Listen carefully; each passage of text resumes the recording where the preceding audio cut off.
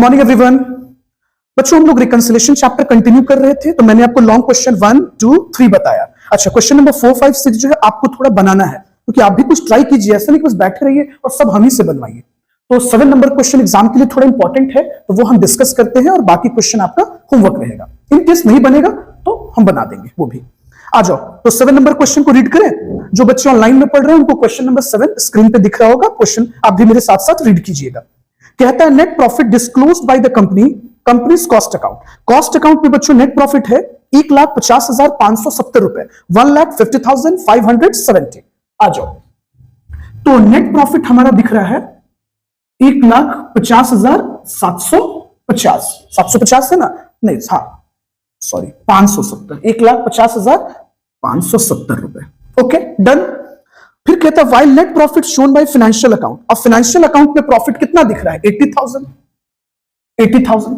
अब आप सोचिए, अगर आप इस कंपनी के फाइनेंशियल मैनेजर होते और आपकी कंपनी की ये दो डिपार्टमेंट आपको इस तरह से अलग अलग प्रॉफिट सजेस्ट करती, वो कहती 80,000 और ये टीम कहती 1,50,570, आपका दिमाग घूम जाता। आपको लगता है ये क्या हो रहा है, कौन सच कह रहा है कौन झूठ कह रहा है, या दोनों सच कह रहे हैं या दोनों झूठ कह रहे हैं। तो ये ऑडिट तो करना पड़ेगा, वेरिफिकेशन तो करनी पड़ेगी।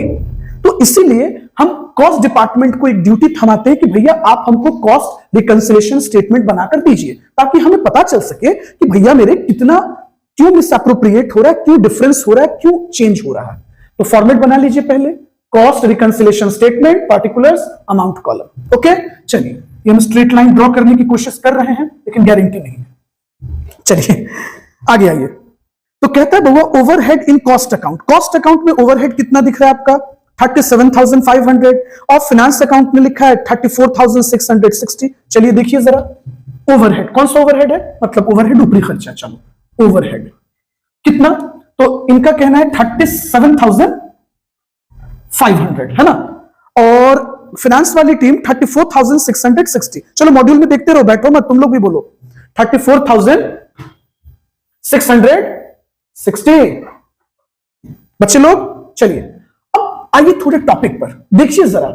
हम लोगों ने 37,500 रिकॉर्ड किया, हमारी जो कॉम्पिटिटर है वो सिर्फ 34,660 रुपीज डेबिट कर रही है। यानी हमसे क्या गुना हो गया, हमसे क्या गलती हो गई, क्या पाप हो गया? तो पता चलता है कि हम लोगों ने ज्यादा एक्सपेंस डेबिट कर दिया है, घटा दिया है, हमें वापस जोड़ना पड़ेगा। बोलिए कमलेश, ऐड करना पड़ेगा ना, हम ज्यादा एक्सपेंस है तो ऐड करेंगे ना जी, तो वापस ऐड कर देते हैं। आइए, तो सबसे पहले लिखिए net profit as per cost account कितना है? 1,50,570। तो एक्सपेंस को ऐड करना होगा, क्योंकि हमने ओवरहेड तो ज्यादा चार्ज कर दिया। देखिए overhead overcharged in cost account. Online वाले बच्चों को विजिबल है बोर्ड पे? ओके चलिए, आप बहुत अच्छा मुस्कुराते हैं। चलिए 37,500 माइनस 34,660। तो बच्चों ये डिफरेंस आ रहा है। पता चला कि हम लोगों से पाप ये हो गया कि 2,840 रुपया हम लोगों ने ज्यादा डेबिट कर दिया था, घटा दिया था, इसीलिए हमने जोड़ दिया। आ जाओ अगले पॉइंट पे आते हैं। चलो ऑनलाइन वाले बच्चे नेक्स्ट पॉइंट पे आ रहे हैं। Director fee not charge in cost account कितना? 3,750। चलो ठीक है भाई, हम लोगों ने डायरेक्टर को फी पे किया। कितना फी पे किया? तो क्वेश्चन में लिख रहा है बच्चों 3,750 रुपीज, और कॉस्ट वाली टीम ने बच्चों डायरेक्टर फी में 0 रुपया लिखा है। अब सोचो आप, हम लोगों ने कुछ भी नहीं लिखा और मेरा कॉम्पिटिटर 3,750 रुपीज लेस कर रहा है। इनके बराबर होने के लिए हमें भी तो लेस करना होगा, हमें भी तो डेबिट करना होगा। तो हम लोग डेबिट कर लिए। कितना डेबिट कर लिए? 3,750, और लिख दिए less director fee not charged या not recorded in cost account. Simple, जो आपको लैंग्वेज इजी लगता है आप वो यूज कर लीजिए।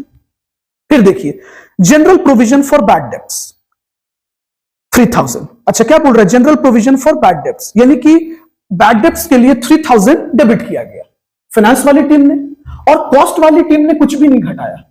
अब आप ही बताओ, हमारे कॉम्पिटिटर ने 3000 लेस किया और हमने कुछ भी लेस नहीं किया, तो क्या हम लेस नहीं करेंगे? बिल्कुल लेस करेंगे। क्या लिखेंगे? Provision for bad debts, provision for bad debts not recorded in cost account. आगे चलिए आगे चलते हैं हम लोग।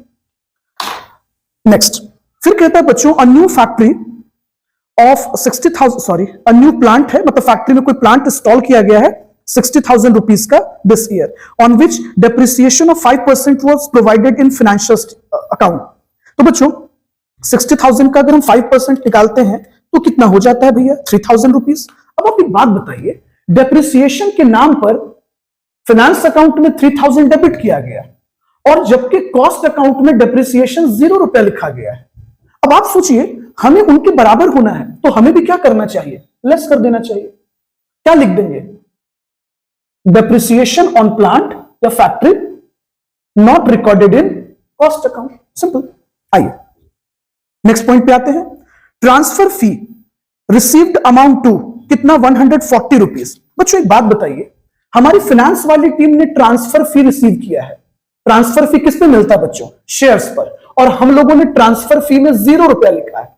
आप ही बताओ हमें क्या करना चाहिए? सर हमें ऐड करना चाहिए।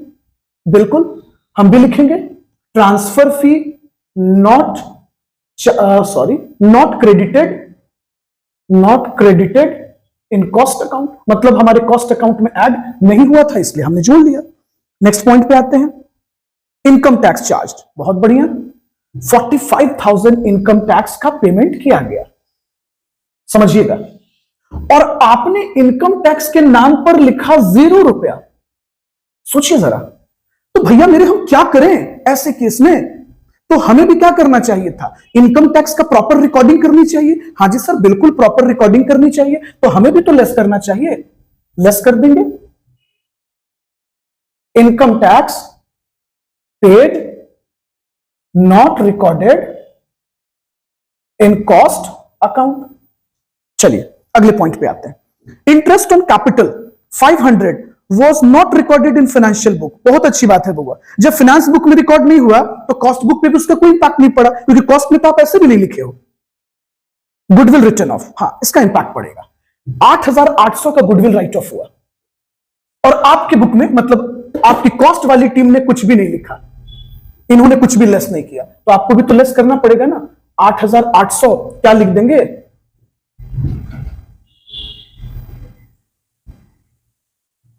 Goodwill return of not recorded in cost account. Shashank देखिए बैठे हुए हैं एकदम, फोन चलाते रहते हैं। चलिए फोन रखिए पहले। प्रिलिमिनरी एक्सपेंस कितना राइट ऑफ हुआ है? 10,000। सर कॉस्ट वाली टीम ने कुछ भी नहीं लिखा, सिंपल। अरे भैया हमने नहीं घटाया तो घटा लेंगे ना जी, कितना लिख देते हैं? 10,000। Preliminary expense not recorded in cost account. अब आइए कैलकुलेटर उठाते हैं, मैच करेगा तो क्लियर हो जाएगा। 1,50,570 प्लस 2840 प्लस 140। चलिए टोटल कर देते हैं, अब लेस कर देंगे।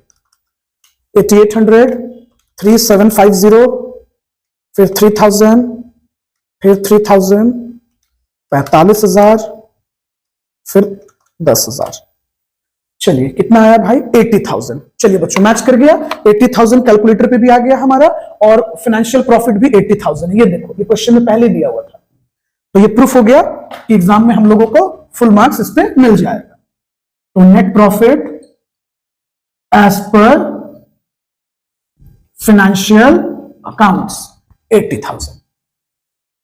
अच्छा सर ये एग्जाम में बनाना जरूरी है क्या? नहीं बच्चों, ये तो समझने के लिए हम लोग इस तरह से रफ वर्क कर रहे हैं। ये आपका रफ वर्क है, ये कोई सॉल्यूशन का पार्ट नहीं है।